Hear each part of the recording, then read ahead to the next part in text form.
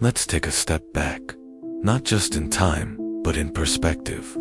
What if some of the most significant pieces of human history are hiding in plain sight? What if the puzzle of civilization isn't incomplete because we lack the evidence, but because we've misunderstood what we do have? Across the world, there are sites, artifacts, and anomalies that don't quite fit.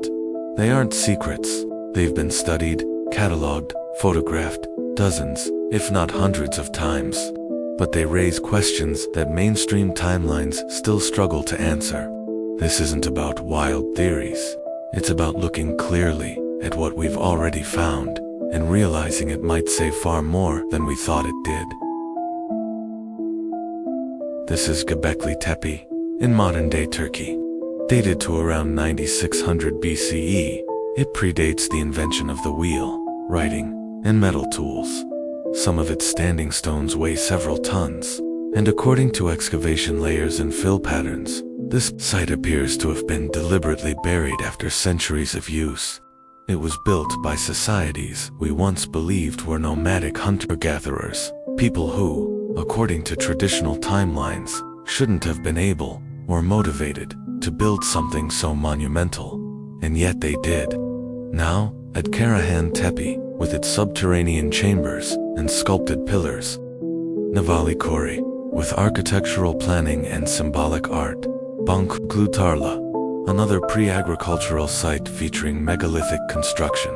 All of them belong to the pre-pottery Neolithic period, roughly 11,000 to 9,000 BCE. Each site complicates the model of linear progress, where cities come after farming and writing. Now shift forward to the Antikythera mechanism. Recovered from a shipwreck near Greece and dated to around 150 BCE, it's a mechanical device with interlocking gears, planetary calculators, and predictive dials. But here's the puzzle. There are no surviving prototypes, no written manuals or workshop debris, no clear development timeline. Nothing else of comparable complexity appears for nearly 1,000 years. It doesn't just raise questions about what they built. It asks what they knew and what we lost. Next, consider ancient Egypt.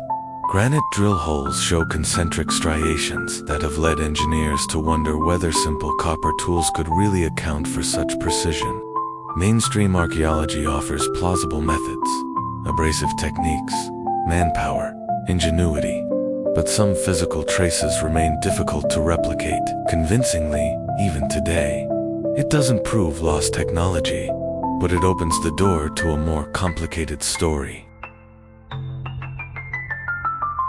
Off India's western coast, near modern Dwarka, sonar scans and divers have found formations interpreted by some as man-made structures.